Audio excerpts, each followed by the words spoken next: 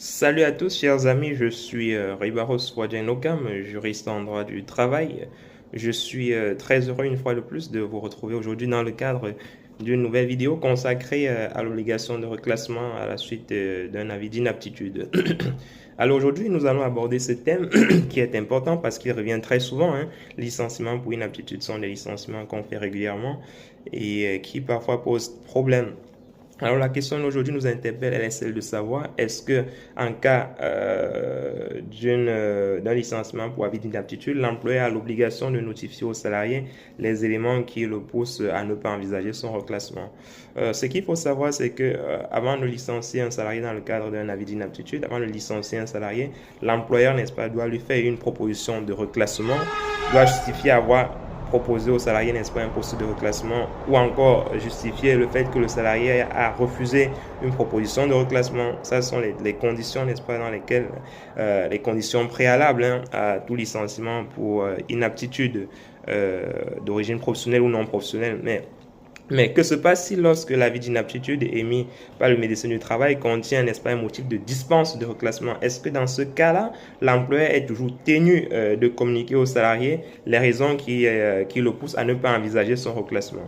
Alors, il peut s'agir soit d'une mention qui consiste à dire que tout maintien du salarié dans un emploi serait gravement préjudiciable à son état de santé, ou encore l'état de santé du salarié fait obstacle à tout reclassement dans un emploi.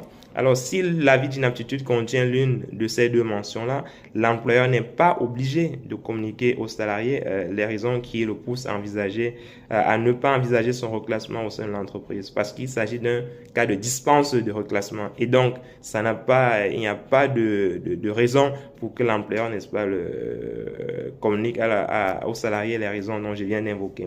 Donc, ça n'a pas de sens juridiquement parlant si ces cas de dispense ont été mentionnés dans l'avis d'inaptitude.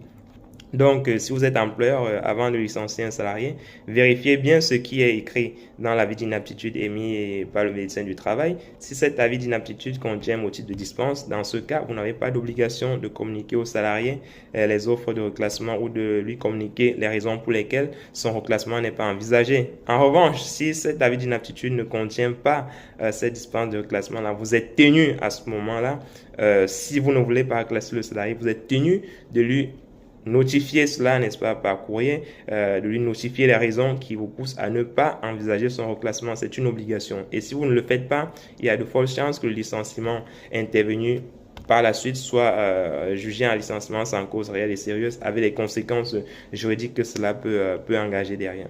Allez, comme tu